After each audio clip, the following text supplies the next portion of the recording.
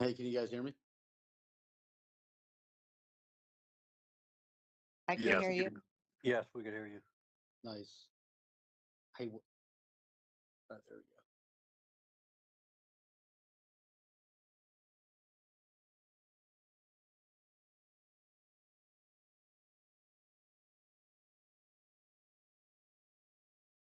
All right, hold on.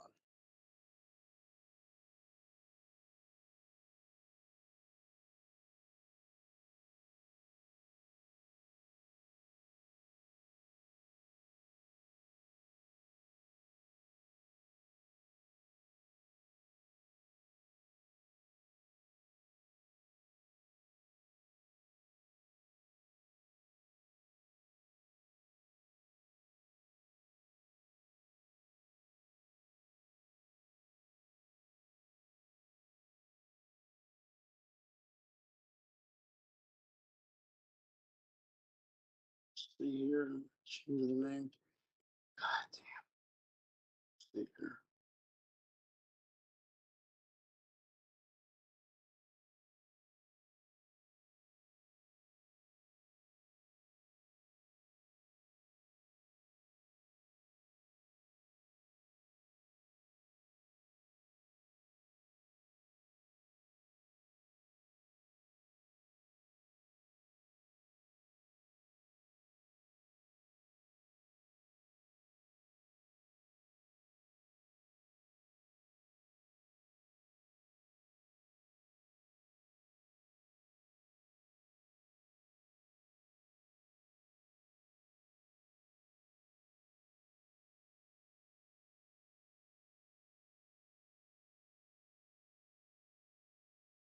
I see Commissioner Cruz is on. Hey, can you guys hear me? I'm back on. Yeah, I got you loud and clear. All right, nice. Okay, is the mayor on? Okay, I see the mayor. I am. Is Vice Mayor Hay on?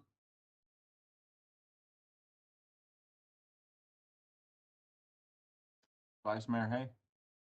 Okay, he's not on.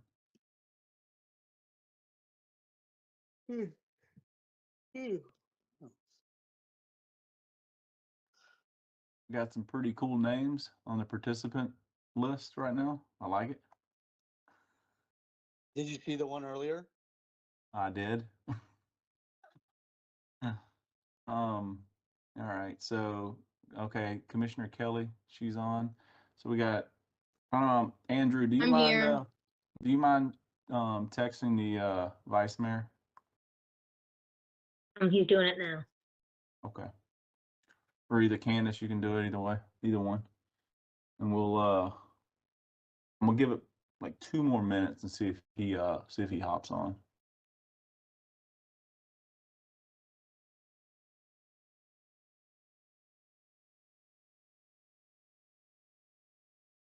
Alan, is Andrew R on?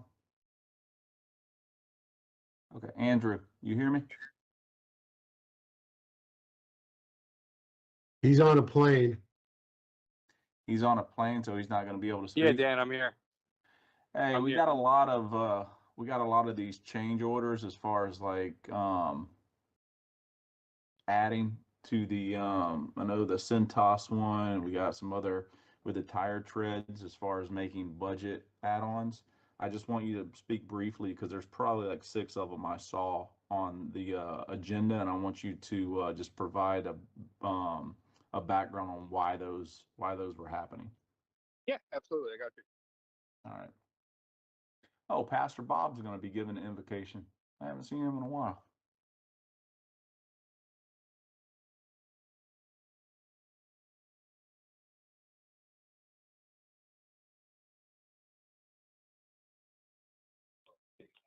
Dan, Yeah. Vice Mayor Hayes attempting to log in, so Andrew is sending him something to his phone. So you can Okay. give him another minute. Yeah, I will.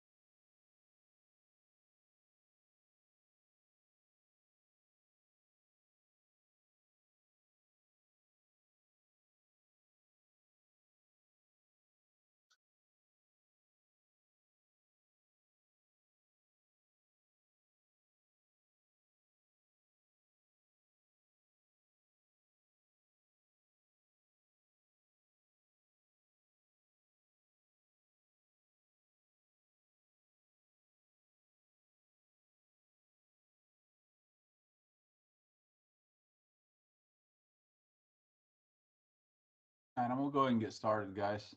And I'm just go over 3A, some of the announcements, and then the administrative, and then we'll if Vice Mayor Hay hasn't logged in yet, we'll give it 2 more minutes before we get to consent. So 3A, presentation by the Veterans of Foreign Wars, Post 5335 of Boynton Beach. Veterans of Foreign Wars will be presenting a framed crochet American flag to the city of Boynton Beach in appreciation for the city's support of the local veteran community. This is going to be led by Jim Sizik, who he does a lot of our veteran events in the city for us. So Jim's going to be leading that presentation. 3B, I know there was some questions from Dan, if I Commissioner. may. Yeah, no, I was going to turn it over to you, Commissioner Turkin. Awesome, thank you. Hey, so I think this is a great thing. I fully support this proclamation designating Boynton Beach as a Purple Heart City, and I deeply value, obviously, the service of all of our veterans and military families. Right, we typically honor them every November, and when we talk about proclamations, I think the idea is they should be altruistic and symbolic. Right, they should not be internal acknowledgments. When I look at what we did 3 years ago, with the Military Families and Veterans Month in Boynton Beach, not once did I mention myself, right? I think when we do these proclamations, they're for the community. You know, we know how awesome our staff is and how hard they work day in and day out. So, I see that a staff member proposed this, a staff member is receiving this. I don't want to give the perception that, we're just going to do proclamations, without involving the community, right? Because ultimately that's what we're here for, right? We are serving the community. They are our boss. They are the ones funding each and every single one of our positions. And I think that we should be community focused when we perform any proclamation, and that we look at including members of the community, regardless if it's staff or not, right? So I'd like to either table this item, or we reach out to some members of the community that are Purple Hearts and have someone receive this in conjunction, right? Obviously, we want to honor all of our veterans that work for the city, that live in the city, that are outside of the city. That's something the city has done a lot of, over the last few years. But I think we need to be altruistic when we discuss proclamations, because I didn't even notice this until yesterday, right? And I just don't like the optics of I don't like someone asking for a proclamation and then giving it to themselves. I don't think that's right, and I think that anything we do as far as honor or service should be given altruistically to other people. That's just my opinion. But I would like to engage the community when we're honoring our veterans.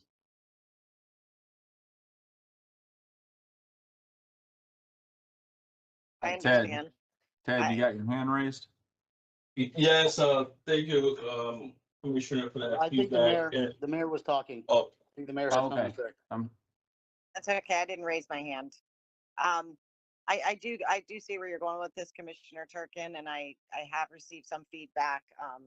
What's the guy from Sterling Village, the veteran there, who has been asking for us to do something more inclusive. So if we do, I'd like to have him added into this. Understood. Dan, we're good? Yeah, we're good. Thanks. We're clear. Ted, we'll talk offline. all right. So 5A is the administrative board appointments. I believe Commissioner Cruz has 2 of those appointments. Andrew, who has a third? So it looks like we have Wendy Chalsaint for Building Board of Adjustments and Appeals.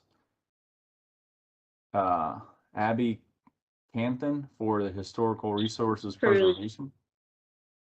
It should be Cruz. Right, and then you got Cruz has 2, Yeah, and then the last one. And then Bill Perkins for the Senior Advisory Board. Okay. There we go. That's Amy Kelly. Yeah, I Amy- wanted to I wanted to ask, did we look to see, I did receive an email from city clerk, but I think the question was like, can I give a specific name?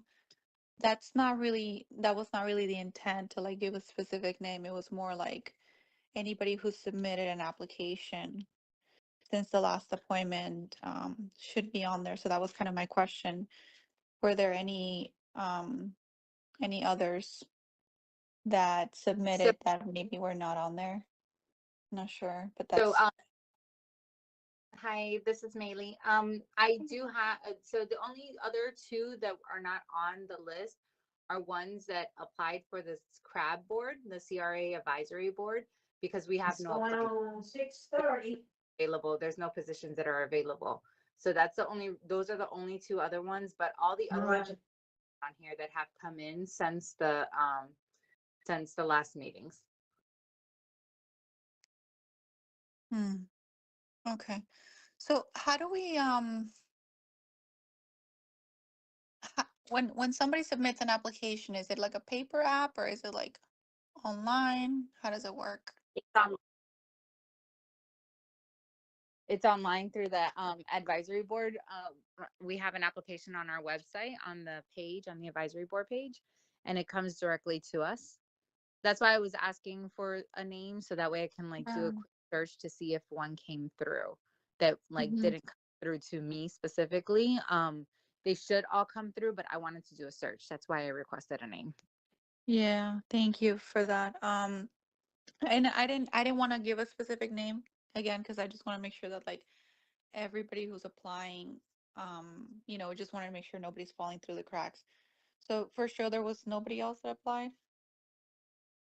No, those were the only three, and then there were two people that applied for the CRAB board, but there's no positions open. That's why they're not on the list. Gotcha. All right. Thank you. Thank you, Millie.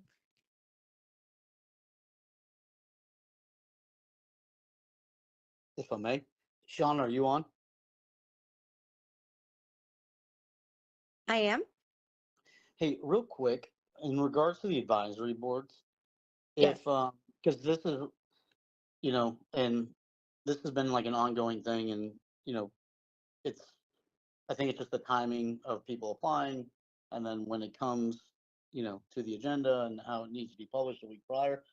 If, if a commissioner or the mayor has been or contacted by someone in the community and they're like, hey, I applied for this board, blah, blah, blah. Do they have the authority to present that application the night of or get that on the agenda as an applicant?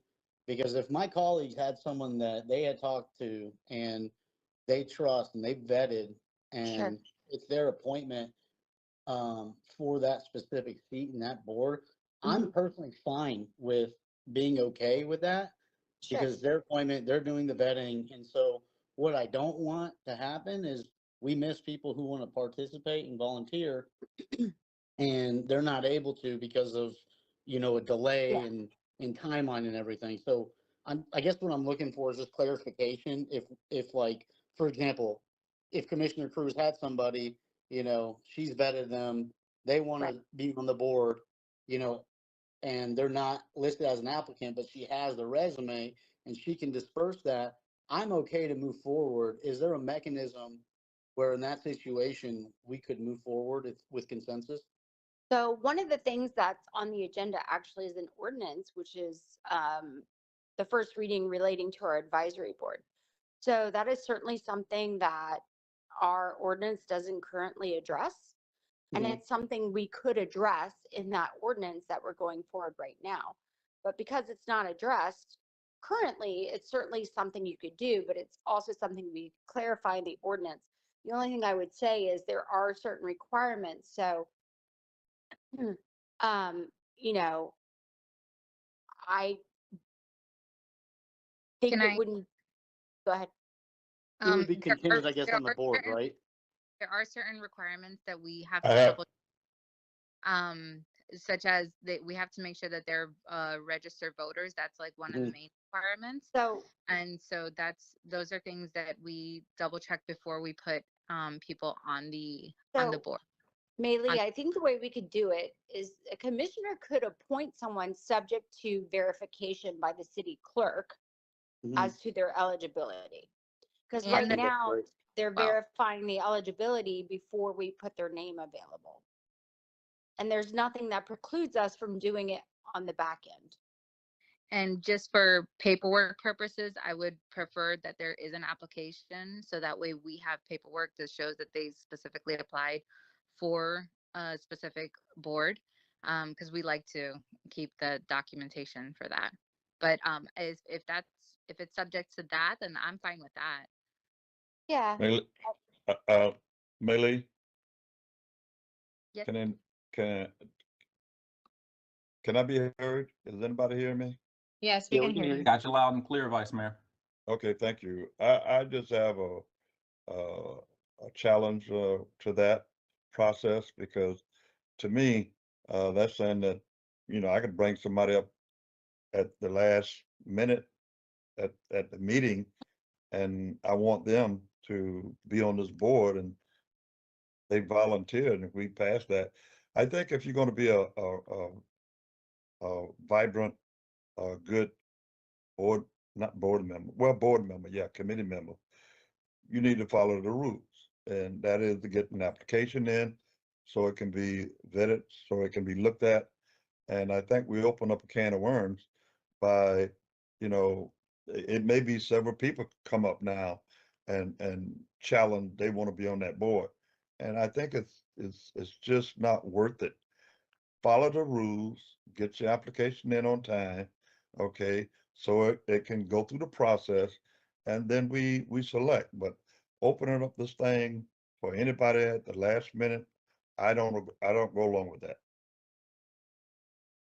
Yeah, I think the problem is though, is that people apply and then they're not on the agenda and then it gets moved forward and they're like, hey, I applied, and then they're like Yeah. kind of disengaged. You know what I So mean? They're like, oh, Yeah. well, why you So the bother problem- applying? Like the Well, we need to message that figure out. We're not to figure out why they that's are not, happening. right, why is Yeah, that right. happening? But, and so what I'm saying is there's a issue with process, right?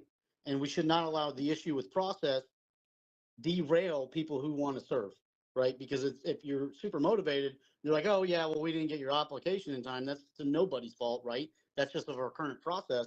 Why should we allow an opportunity in the process derail people who want to serve or disengage? Yeah. Because then what happens is people go, all right, well, I applied, and they talk to their neighbors, and they go, well, don't bother, because when I applied for a board, they told me X, Y, and Z, and they're like, nah, don't worry about it. You know what I mean? Because a lot of Right. times, when I discuss this with people, they're like, I don't know, I know. I'm like, well, you might, maybe you like it, maybe you want to get involved, And then when at the very beginning, right, we all first impression, right? First impressions are everything, and I think right now, I don't think it's a matter of like anyone's fault, but like the first impression and what the process isn't working. At least from the last 3 or 4 years I've been here, it has not been working. And so maybe that's a different conversation at a different time to look at the process.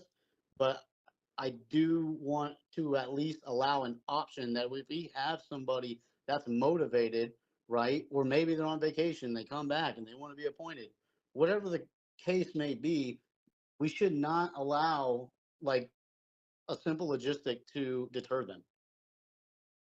Right. Thank you, Commissioner. I guess we're just gonna talk over each other tonight. So I understand Commissioner Turkin, your point. My issue, and I think we've been handling it appropriately where we table it if we know. But I think that to Maylee's point, if she doesn't have a name or any information so she can go back and see what happened, all we know is that somebody said, oh, I applied, but did they apply correctly? Did they submit everything appropriately? Are they on the list? Did they go through the vetting process and they're missing something? Or so I think there has to be also accountability. If you've heard somebody say I've applied, okay, let me connect you with the clerk's office who can find out the status of your application and see where you are and report back to you if there's something missing or what the status is. Because like Maylee said, there were 2 applicants. It could be one of the ones that Commissioner Cruz brought up that applied for the CRA board and there's no vacancies. And so the application was appropriately vetted and processed, but there aren't positions available. So I think I agree with you, there has to be a process, but I don't think bringing somebody up at the last minute and saying, oh, well, I know that John Smith wants to be on the senior advisory board, and he swears he put in his application and he qualifies, that then we can appoint them. And then we're appointing them and then we find out they're not eligible. And so then they have to get retracted. And so then I think we're creating more work for us and we're creating more work for the clerk. And I think it's going to end up looking messier for us than if we just figure out what the process is now, where the loopholes in the process are, what needs to be cleaned up, and then have a point person so that when any of us comes across somebody that says, oh, well, I did apply, but I didn't hear back. I mean, you have to remember too, we get to select, there could be 5 people and we didn't pick the person who applied and really wanted to be on the board. So, I think to know the process and to see where the issues are, I think there has to be more information that's provided in order for us to actually see if there's a true issue that needs to be addressed. My So I point think exactly. the key word, I don't know if you guys weren't listening or what, is if the commissioner vetted, the commissioner vetted them, right? Then they should be, if I have someone that wants to apply for a board, I'm like, all right, there's an issue here. They're not on, I'm vetting you. And I look at the city, you're good to go. I don't see the reason if a commissioner or a mayor vetted somebody that's a tax-paying resident and they want to serve, why they should be delayed and then disengaged and derailed from wanting to serve because of a silly clerical deadline. Because I'm it's gonna, not your, I'm gonna Can respectfully I say disagree. something real quick? go ahead. Okay. All right. I understand both points and I appreciate the points being brought up. I'm fine with going through the process. I think the concern here is people who have applied online. This is not the first time it happens. It's happened multiple times, and there's a possibility that maybe the issue could be the system in the back end where maybe people are applying and something's happening where people are falling through the cracks. This is not the first time it happens again. This has happened before, like maybe a year or it's happened more than twice. I know that for sure. Multiple Right, times. but So without the so clerk the point having the is, name, they can't see I'm what not finished. happened. Yeah, I'm not finished. So Yeah. so the point with that is, if we have a process where people are submitting applications online and those applications aren't coming forward, I would like to see 2 things. Number one, I want to know the name of every person who applied. And if they're not on the list, I want to know why. Number one. And then number 2, how can we have a record of who's applying? Because apparently there's some form that's submitted into somewhere on a website, but we don't have access to that. So how do we know that? Does that make sense? Like this is how people have fallen through the cracks. So, this is not a blame game. It's not about blaming anybody at all. It's just about finding an opportunity for improvement where we can say, okay, this has been an issue. How can we fix it? And if there's a possibility of fixing it, it's having a record. Like every time you submit something on a website, there should be a record or a timestamp that could be in the back end. That's simple stuff. Like we should be able to have access to see like if somebody applied, or obviously giving city clerk a list or where we could request that information in the future. And again, if somebody does not make the cut, then we should be notified as to, okay, so and so applied, these 5 people applied, only 3 of them qualified, so these are the names. That's it.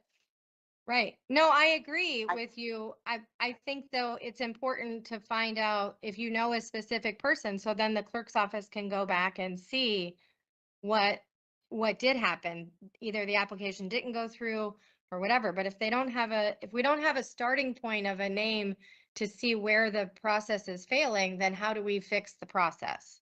So that's I my can point. only, Go ahead. Mona. I can only speak on the second part of this. Because when I did apply for the senior advisory board and it was put on the agenda, but I never did get any confirmation that, hey, you're on the board. And I didn't also know the board wasn't notified that I was on the board. So I had to sit in the first meeting as a public member, not a board member. So I do think that there needs to be some revamping on the complete follow through on that sense, because I can only speak on the after part. And I certainly agree with that. Fix the problem, Right. not circumvent at this point and create more problems. That's my position. And I just And I don't feel feel like wherever, social if that media. means some kind of acknowledgement process or whatever it takes to correct the loophole or the people falling through the crack or whatever it is, we got people smart enough to fix this problem and just fix the problem and we move on. But I still don't go along with this idea of just the commissioners vetting them. That's not your job. Okay. So I still keep my position as far as fix the problem and let's move on. And I'd My job also is like serve to the see our community. digital media campaign and social media be Right. announcing this more often. I agree. So that people do know. And, you know, I've been sending out to my list, which I think is like 9,000 people, you know, and I can do that. But I do think it's something that on our commissioner side and mayor side, we have to communicate with our constituents about this as well. And it's something that we can just share if the city puts it up. It can make it easy for all of us. Are you saying to each commissioner notify their district? Well, I think that if you could share it on social media or bring it up at Carolyn Sims or when we're out at these events, it would be nice to mention that there are these vacancies and the process of how to apply to it. So I did an event in Leisureville. You know, there was one at Carolyn Sims the other night. The next one, we should definitely mention that there. I think that we're missing opportunities, but I think on the digital side, if the city was asking for it more, it makes it much easier for us to just share that information on our platforms. Okay, I Yeah, just definitely. wanted, yeah, I agree with that, Mayor. We could, but I just want to establish the point that we're not just a commissioner for our district. We're commissioners for the city of Boynton Beach. We need to get a generic acknowledgement system that we notify these people, or they can go on and see the timestamp or whatever. But I'm not gonna be notifying everybody in District 2. Say that up front. No, I agree. I will mention it at the community meeting at the end of the last Monday of the month. I would do that certainly. But I just think we need that to, if we were like responsive to our constituents when we get Yeah, hundreds of emails, and even when they're expressing concerns about how they can be more involved, that's a perfect opportunity to say, you know, we do have these opportunities for you to be more involved, and they get the link. exactly. I agree. yeah, I agree. Definitely, we are not commissioners subject to just districts only. I can't tell you for the last few years how often I have to field concerns and phone calls and emails from the Inca community. So, yeah, totally agree with you. All right, so just to close the point, and again, I appreciate everybody's point that was mentioned today. I think that we might have an opportunity to have a little more transparency with the process if people start receiving an email when they apply to the advisory board, and when they're then they should also be notified if they're appointed. So as the mayor mentioned earlier, like, she was not informed when she became a board member or the board in itself. So maybe that could be something that we could work on. But definitely with the application process, when somebody applies, I think at a minimum, we should let people know, like, we have received your application for the advisory board. Doesn't mean you're appointed, but it just means it's received, so that people know, get some sort of a confirmation. And if their application wasn't complete, I think we should let them know as well. And I don't know if you're already doing that on the city side, but again, you know, we have a lot of senior citizens that may be applying and have issues with the system. And if we can facilitate that and help them, that'd be good. If they just apply and they didn't meet the criteria because information was missing, we might be missing some opportunities there of some good board members.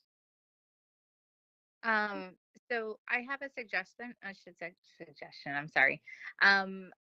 What we can do is, because we have like fixed where when somebody does apply, we do acknowledge it and we send that to have told them, hey, your application is going to be on this commission meeting, a specific commission meeting, if you would like to come in.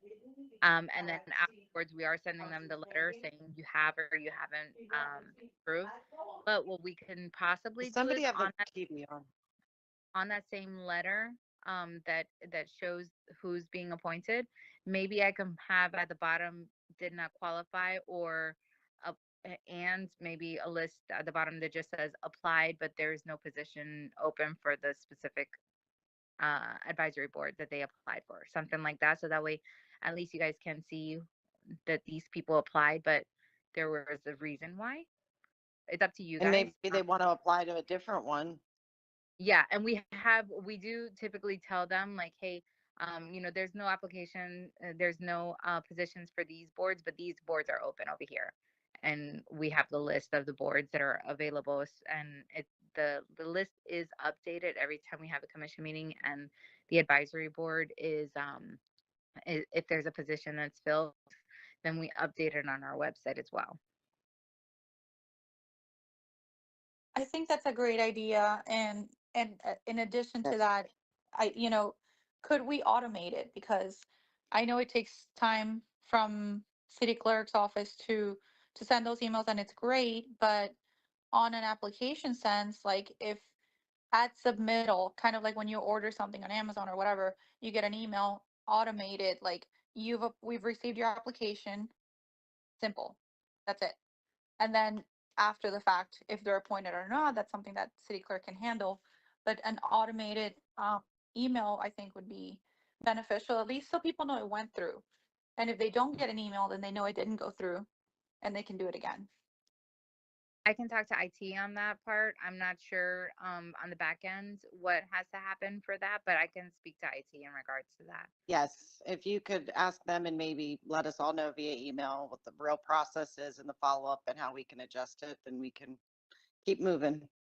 Right. And I think, Maylee, if you talk to IT and our system is so old and antiquated that it can't do the things that we need to do in order to be accountable and have these checks and balances, then that needs to come back before us too, because then we need to make a decision on how to address this issue going forward, because I have a feeling it's going to come down to, unless you're manually doing these emails and you're manually doing all this stuff, we're going to have a difficult time with the current software, but that's just my opinion. Okay. Great, thank you.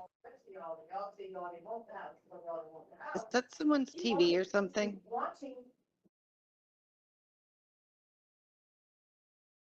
Sounds like CNN. Hey, Dan, you want to keep moving? Good to go. Good to go. All right.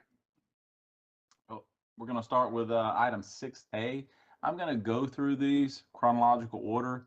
Again, like always, if you guys have any questions, please stop me and we'll go back to that item.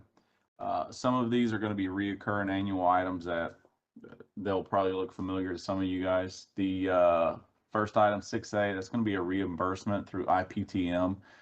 They put on the bike training at the University of North Florida for the police department. That's going to be a reimbursement for overtime whenever we have officers that are participating in any sort of bike operation. 6B is amending the city's procurement policy. I'm going to turn it over to Andrew R. I know he's on a plane. Andrew, if you can, I know the mayor spoke about this at the last commission meeting. We brought this forward. Andrew, can you hear me? I know you're on a plane right now, so. You guys can hear me all right? No, we can't. Alan, you want to take it? Yeah, I can take it. So this really gets, we've been looking at all Better this. now? Yes. Yeah, we got you now, Andrew. Okay.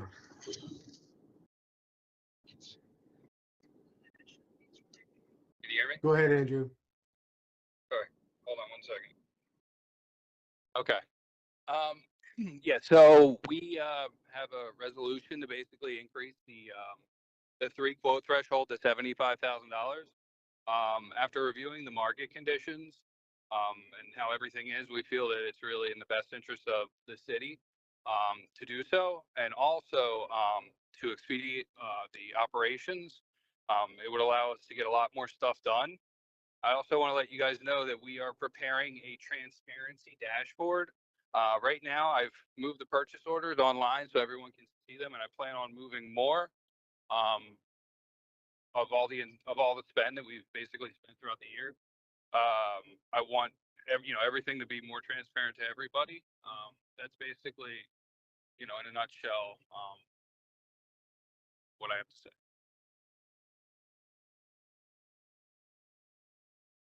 All right, any I questions? love the transparency dashboard. I think that's great. Thank you, Andrew. Yep, no problem.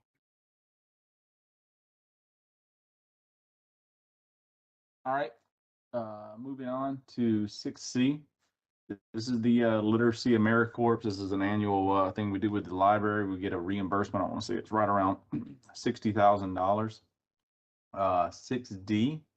This is going to be adopt the city's Boynton Beach Community Redevelopment Block Grant 4th year annual action plan. We spoke about this several times. If you guys have any questions, I have Candace Walls online and also have RJ.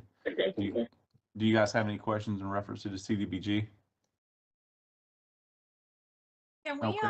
can we open the attachment? I don't know if I see it. I think I see the general agenda.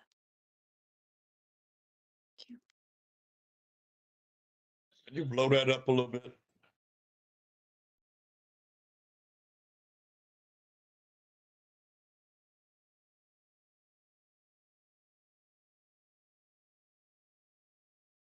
Okay, that's good.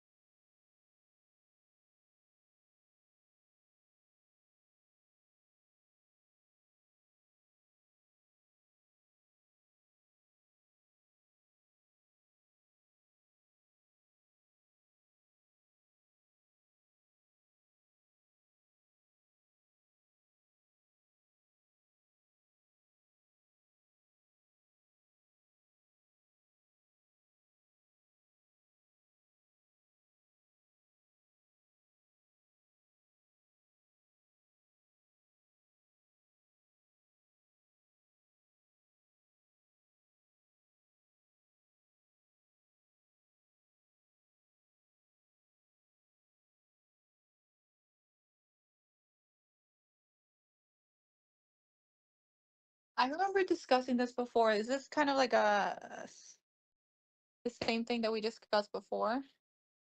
Yeah, I think Commissioner Cruz, I think this is the result of what your Yeah. proposal was. Oh, okay. Yeah. Correct, Moving yes. everything forward. Okay. So I RJ looked is at on it the earlier correct. today and it looked good to me.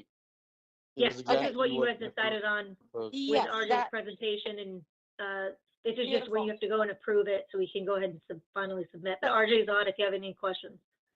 Thank you so much. No, I do remember that discussion, and I remember we discussed specific amounts, and I'm fine with it. Thank you for opening the attachment.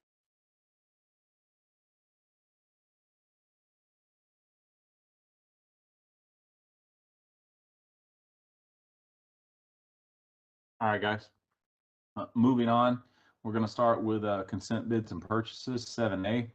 I'm going to be approve a purchase order with JC White Interior Architectural Projects in the amount of $129,000, utilizing a piggyback from Florida contract for the purchase of 450 event chairs and 45 stacking chairs for Arts and Cultural Center. This is part of our construction project that we're doing with the audio visual. The chairs that we had really didn't fit the aesthetic of the venue, so getting these new chairs is definitely going to add to the whole as far as like the overall environment and the feel whenever we have events there. I want to say the finished product should be ready between December 9th and December 25th. So that's going to be a very, very exciting project. It's going to be similar to the Christ Fellowship auditorium that those of you who have went over there to Christ Fellowship Church, it's definitely a nice venue. So looking forward to that. Any questions as far as that 7A is concerned? All right, 7B. This is going to be an RFP award for pre-chlorinated pipe bursting portable water mains to Murphy Pipeline Contractors. And this is going to be a $10 million contract over the next 5 years. This is through utilities. Is Dr. Calcott on? If you guys have any questions in reference to the pipeline. 7B. 7C, this is going to be a sole source agreement with Smart Cover Systems for remote sewer monitoring services in the amount not to exceed $140,000. This is going to help as far as monitoring a lot of our flows through our sewer system. I know those of you who were around probably 2 years ago, you remember we had a sewer leak into the intracoastal where DEP fined us, and that was a whole investigative aspect that we had to kind of look. And this is also going to help us monitor a lot of those flows. So, and Andrew, you said it was I guess it's a very new technology. Yeah, this is something new that they've been developing. It's going to help us monitor our flows in our sewer system, like you mentioned. It'll also help us when we're having peak flows and infiltration from stormwater. We'll be able to isolate that, and then we'll have a better idea where we're going to do that lining that you guys were just talking about. So it's a newer technology. We're excited to see this deployed, and hopefully we'll get this in soon. And can I mention one more thing? This is, we can move these around. So the idea is the areas that we know that sometimes we'll get a lot more flow after a rainstorm. We can move these to those locations, and then we're buying 15 right now, deploy them, and we'll start monitoring, and then we can move them to other areas. This will also, once we know what the control flow is, and just remember that going to the wastewater plant, we pay by how much flow goes there. So the more flow we have there, that also increases the cost for us. So that'll help in there too.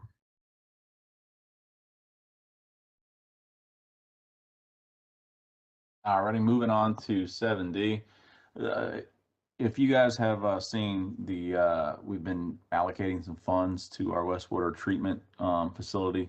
This is also with that. This is to have some improvements to our water quality lab. I went over there probably about a year ago with Andrew, and we definitely need to look at some improvements. And this is just allocating some of those funds for those improvements, especially in the lab. 7E is going to be approving an increase to the annual expenditures. And if you guys heard me before the meeting started, I talked about some of these annual increases, and I had Andrew R. kind of hit on them. He's been doing a great job as far as from a procurement standpoint, going and looking at some of these allocations.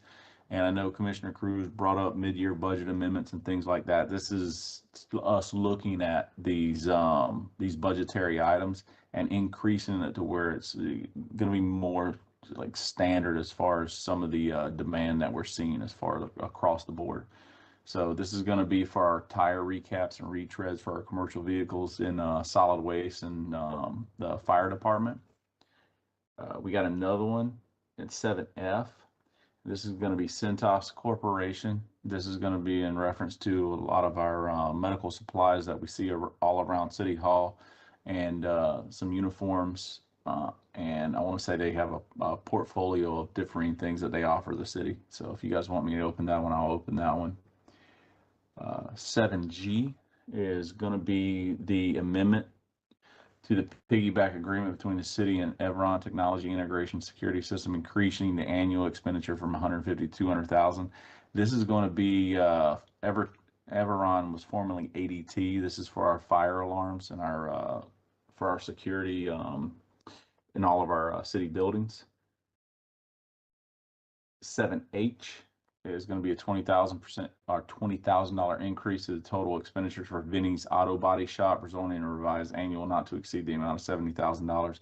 Again, if you guys have any questions as far as these increases, I've had Andrew on, and whenever he was going through these, These are recommendations that we kind of need to get done for general housekeeping and operational purposes. 7I is going to be an amendment to contract 2511 for Town Square City Facilities Maintenance Services between City and ABM Industries for removing landscape maintenance services and renewing the agreement through August 10th. 7J, approving the increase in expenditures for NMS management services from 45,000 to an amount not to exceed 70,000. Andrew, what was NMS again? I can't remember. This is our drug testing. Yeah, this service. is and this is mandated through state statute 440. So we have to maintain our drug testing. And again, this is something that should have been done a few years ago, to where if an employee, CDL driver, officer, anyone like that gets into an accident, or whether or not it be a personal injury or it be an automotive accident that results in industry, we send them for randomized drug testing. 7K, going to be trading the city's existing 2008 fire apparatus for $350,000. This is going to be to offset the cost of the new SPH 100 unit currently on order from Setman Corporation. Chief Bruder, are you on? Yes, sir, I am. Yeah, that's actually a savings to the purchase of that apparatus from a trade-in. And we're going to be utilizing some of those funds for a logistics vehicle, and the rest gets to go back into the fleet fund. Right. Appreciate it. 7L, I know the mayor, you had questions about this earlier today. I wanted to know, Andrew reached out to you. Did he satisfy your questions as far as those annual piggybacks that we listed? Yes. We talked about examples, we're good. Okay. All right. Moving on to 8A. This is a second reading. Amanda, did we have any changes at all from the first to the second reading as far as 8A is concerned? No, there were no changes. This is that simple one-word text amendment, changing when we're collecting the fee to do it at issuance instead of submittal. Okay, 9A is a city manager report. So I've heard a couple of things, and the reason why I put this on here is because from an administrative standpoint, I'm seeing quite a few complaints come from especially the east side of the city when it comes to parking.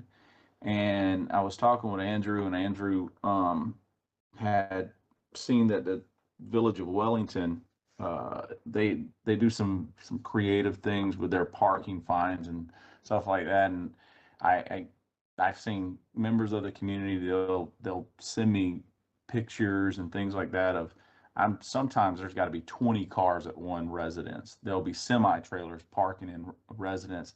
I don't feel from the city standpoint, and we can pull up our current ordinance if you can click on this item 9A. I think we can, again, this is up to the board, but I think we can do a lot of things for enhancing some of these parking issues, especially on the east side of the city. It's not so much HOA like concerning, but it like a perfect example, you got a semi-trailer. These are the type of parking incidents that I see that are coming through, and this is a portion of them. There's quite a few, but these are non-HOA communities that you're seeing this in. If it was, yeah, if it's in a HOA, the HOA, they can do in addition to, and they can fine and tow and things like that. And you see this type of things where you have a certain aesthetic standard, but if you don't have an HOA in their bylaws, essentially what you have to do as a community, if you're not a homeowners association, you got to rely on city's code enforcement to enforce those. And I think the parking aspect is low-hanging fruit. I think that we can kind of look at Wellington and some of these other cities and try to maybe mirror some of the teeth that they have from their code.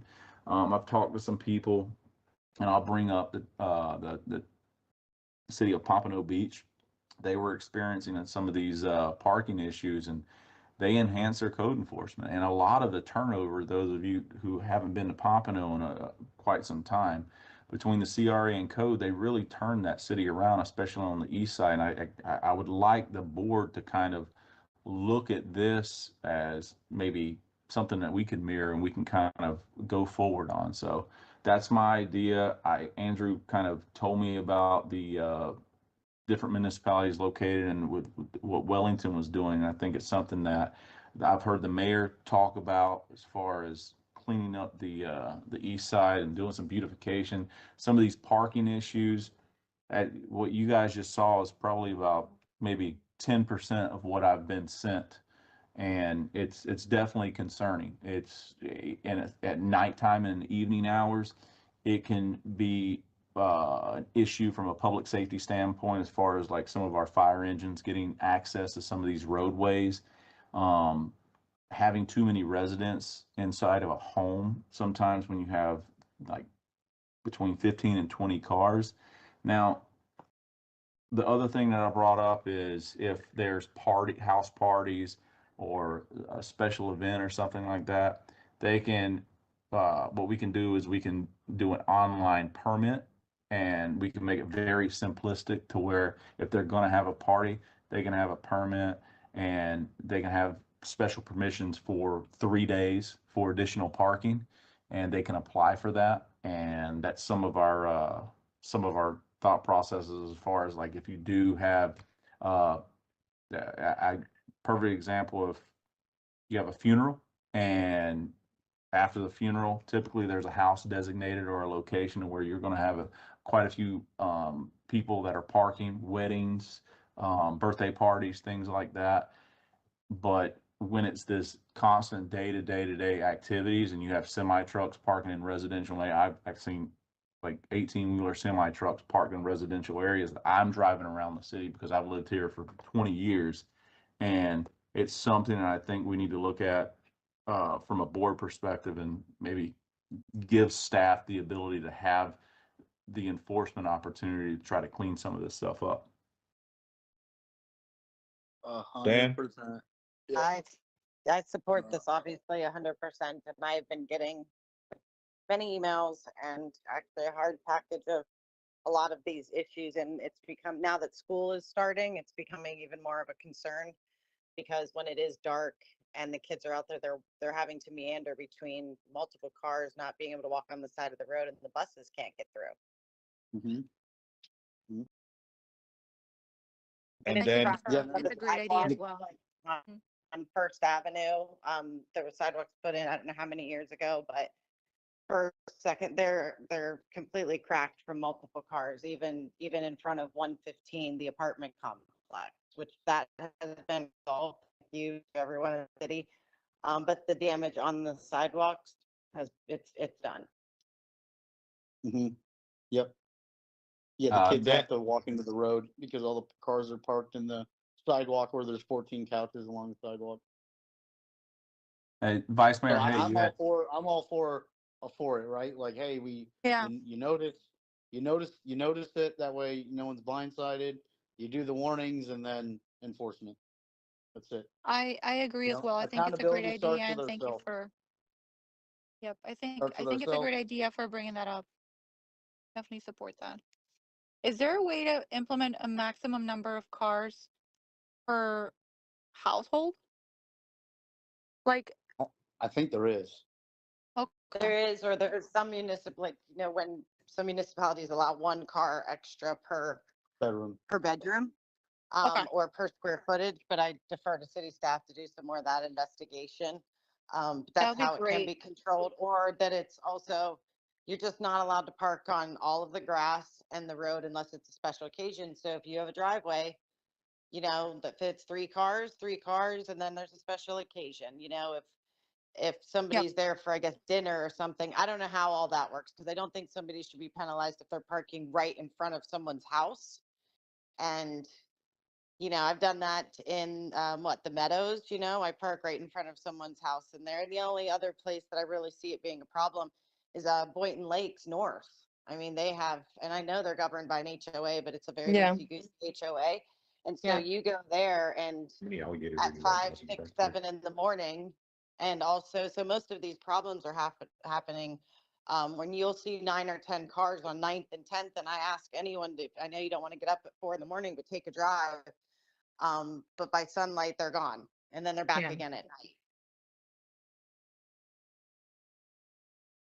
Yeah. Again, this is kind of like our first venture into this, and I've gotten with a few of you guys saying I think we need to kind of pinpoint 4 or 5 different ordinances that we can kind of look that really are going to have a significant impact on some of our neighborhoods, and I think this is definitely needs to be the tip of the spear.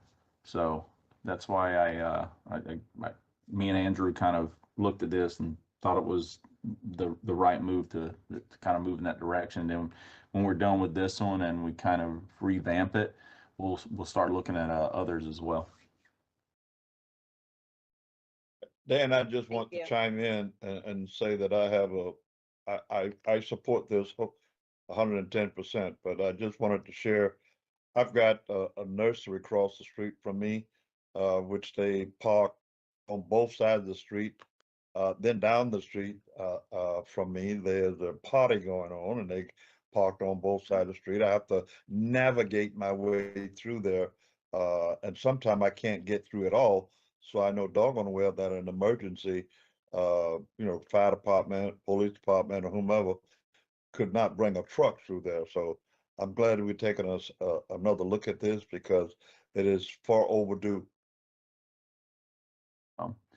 Hopefully I don't have another gentleman that comes to every commission meeting calling me the police chief. All right, so No, 10A. you want you to resign and become the police chief. Oh yeah, that's what it was. We have 10A, 10B, and 10C. These are all items that, if you guys remember, whenever the commission, we had some re-elections and some turnover. What we were doing is giving the commission the ability to waive certain appointment requirements. So that's putting the power back into the commission's hands if you guys want to waive some of these requirements.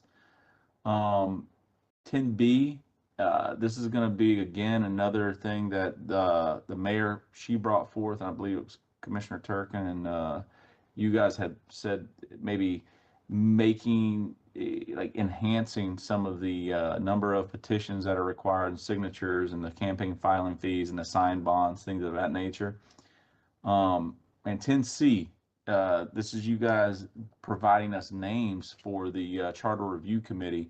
And we got everyone's name with the exception of Commissioner Cruz. We don't have your name yet. So if you want, you can provide it now, or either maybe after the meeting, you can get with Maylee and provide a name to her. Thank you. I did reply today to saying the city attorney, and I just asked, do you guys just need a name or a name and an address? No, just a name is fine. Just a Okay. name is fine. Okay, Thank perfect. you. I'll reply to your email and provide the Okay, name. great. I wanted to make sure if I needed to give you any more info. No, no, Thank you. thank you. Now, I just went over 10A, B, and C.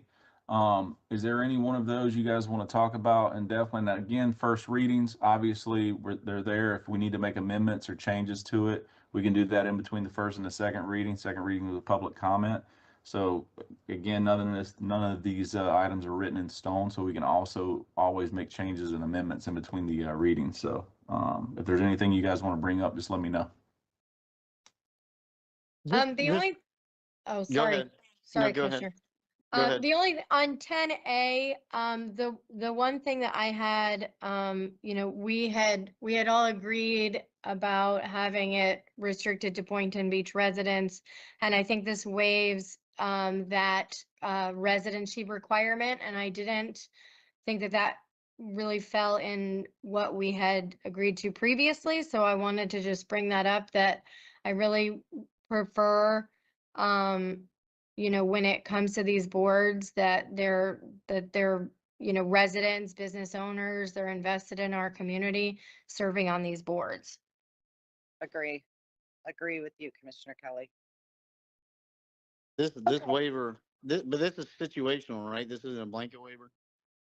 No, it's situational and they have to come before the board, but the intent behind it was, you may have a very prominent business owner who is involved but doesn't physically live in the city. And in that situation, you may want to waive the residency requirement. So it just gives you the ability to do that, but the entire commission has to agree to it. But Shauna, I thought that some of the boards had it where they could either be a resident or a business owner. So maybe that's what we need to clarify, because there were some that, because of the type of qualifying, requirements, we could, it was like you can't have everything. I get that. But I thought it's already written that they have to be a resident or a business owner within the city. So maybe we can talk about that offline, but that was Sure. my, that's my position on that. Yeah, there are, but there might be other, this just gives you freedom to,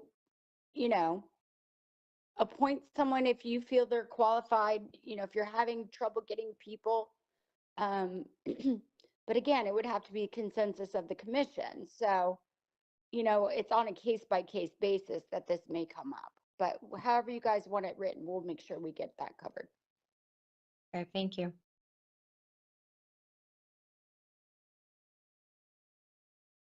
Hey guys, well listen, it's 7 o'clock. That's all I have. If you guys want to bring up anything for staff that you guys want us to look at. Yes, I had, this is Commissioner Kelly. There was some, when we had budget meeting, there were two things that I was going to ask the board to kind of get a consensus on some feasibility studies, and we were rushing through the meeting and I totally forgot. So I wanted to kind of ask, just throw it out there to see if it's something that the board would agree to. We have two pretty significant intersections in District 4 that have turned into be problematic, and they're county intersections, county roads. And so in talking with staff, and we thought that the best angle or the best way to move forward to try and put some pressure on the county to really look at these intersections was for us as a city to do feasibility and warrant studies on those two intersections. One is Knight Road, which is the intersection at Sea Meadow, where we've had 4 of our senior residents died in car crashes at that intersection. And the other one, which is now, it has a pedestrian crossing light, but the residents, as well as, me and Commissioner Weiss had all really pushed for them to make that an actual, working traffic light, and county traffic engineers declined. So that's a problem intersection that I would like to get, some consensus on being able to budget to do those feasibility and warrant studies.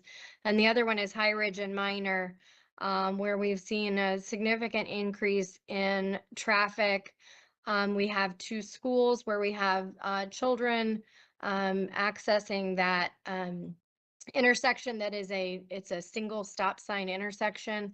It becomes quite a mess during peak school hours. So we thought that we own part of Minor Road and the county owns the other part, and so we thought this would be a great way to get information in front of the county to try and get them to really look at these intersections and take them seriously and the issues we're having. Yeah, I'm okay with that. Fine by me. This is fantastic, Commissioner Kelly. The people at Sea Meadows are going to be thrilled that you're engaging in this too, because they have been rejected from the county, and I think if we can step up on the city level or do anything we can. Yeah. Because just honestly, it comes down to there hasn't been enough deaths.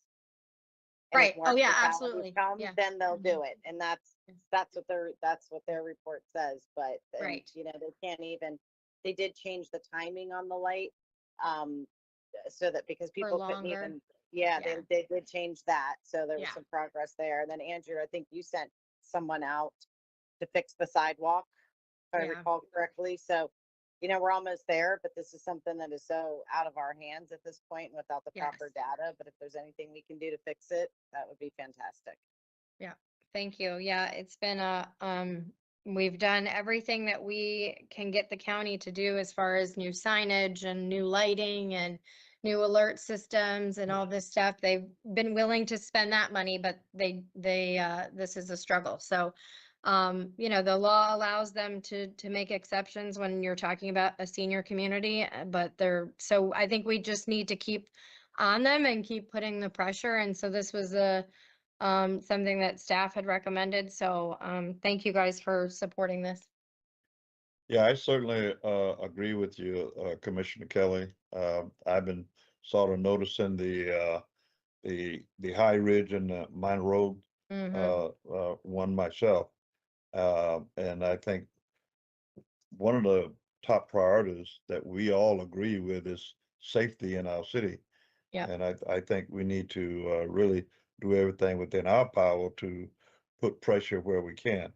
The other one, Dan, as I'm going east on MLK and Seacrest, that light stays on about 2 or 3 seconds. And if I'm in the second car, and I'm not kidding you, if I'm the second or third car, I won't make it through that light when it changes to go east to west. So I know that's also a county road. Am I correct? But Yes, that you are. means, I guess the bottom line is what do we have to do to put a few more seconds on that? Now it's okay when it's going north and south on Seacrest. You know, the time is fine. But once you change, if you travel on MLK, I'm telling you, it stays on about 2 to 3 seconds and it's back on red. So I'd like to see what we can do about that. I'll reach out to the county vice mayor and see what they can look at the timing as well as the loops. It might be that the traffic loops have failed, which is not triggering enough time. So I'll get on that tomorrow and I'll get you an update. I appreciate it. Thank you, man. Andrew. Yes, sir. Thank you. Hey, just so everyone knows too, Hulk Hogan passed away. Floridian, great wrestler. You know, one of my heroes as a kid. So I just want to do a moment of silence. One of mine too. Man, One of mine About too. doing one for Commissioner Costello. Yes. Oh yeah. Yep. Yes. Yep. Commissioner Costello. Yep. That was a Yeah. shock. I got the invitation for that on the 20th. Yeah, I can definitely growing up in a trailer park as a young kid with barely anything. I remember watching wrestling like when I thought it was real. Friggin' Hulk Hogan was an icon, but yeah, definitely. Wait, it's not real? Stop it. I thought my own mom would really injure herself the way she was into it. She was a smoker with Winston cigarettes, and man, she'd be eating up those cigarettes like it was tobacco. You know, she gets so excited about those things. And I just watched her than looking at the wrestling. She was more entertaining. So, but he was one of my heroes too, you know, and but I agree with you. Hey, real quick, huge Oh. timing, and if I may, real quick, we also want to name, you know, Fire Station 3, new Fire Station 3, once it's built, we'll dedicate it in honor of Joe Costello. I think Thank that's you, an Hugh. excellent idea. Yeah, great. Yeah. Thank you, Hugh, for bringing Yeah. that up. Thank you.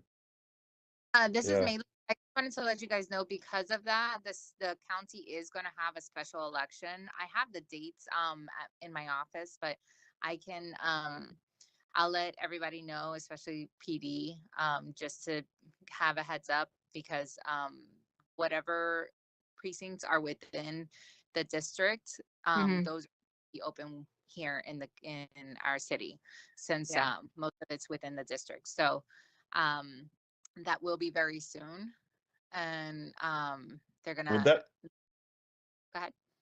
would that be a cost to us, Maylee? No, it's not a cost to us at all. Good. But I do like to have the city, I'm kind of on standby just in case if there's any issues. They always call me as to come in and go directly to the precincts, since I know the locations and everything. And then I always make sure the PD is aware of it in case there's any issues. So just giving you guys a heads up that there will be a special election very Isn't soon. it, September. qualifying in September and the elections after that, December?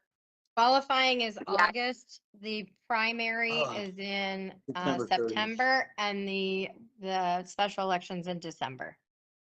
And they will have early election voting. So for that special election, we just don't have the dates on the early voting just yet. They didn't give it to me when I was at a training last week. Yeah, it still says TBD on the website. Okay. Very good. All right, thank you. Thank you, everyone. So- Have a good Thanks. night. So real Thank you. quick, guys, real quick, I just want to put something out real quick. I guess there was 24 kilos of cocaine that just washed ashore that the PD just seized. So Here in Boynton? yeah, here in Boynton. Yep. Oh, boy. Yep. Hmm. So that was definitely significant. Yeah. And they That's caught the they And called they the caught the Chapel Amazon. Hill shooter. Yeah, the Chapel Hill shooter, the Amazon review shooter. So left a bad What- review. You got your house shot up. That's funny. Was it like a joint effort with other departments, or was it agencies, or was it just? I mean, the chief of police is on. I'm sure he's got more specific information. So Yeah, I'm here. In reference to the seizure of the cocaine, that was on Operation Stone Garden. So it is a joint operation with the Sheriff's Office and Customs and Border Patrol. As far as the Chapel Hill shooter, that was a joint effort between the Sheriff's Office, Ocean Ridge, and Delray. I think there was a total of 15 different places shot up. There's still apparently a few more. We had a total of 4 in our city, 2 in Chapel Hill, 1 at the True Leave at by the Home Depot, and another one over in the Meadows. That was back in like March. So Hey, in Dan? case I just got an email from Deanna Brinkman. I guess she's online, and we don't do public comment for these agenda reviews, correct? no. No. So I'm gonna forward this to you, and can you just delegate his staff about like some sidewalks? I'll forward this email to you. Okay. All right. Sounds good. Ah. All right, anybody else got anything? Nope. All right. Good night, everyone. Good All night. right, guys. Have a See you good night. Tuesday. Thank you. Good See you night. Tuesday. Bye, guys. Thank you. Bye-bye. Bye-bye.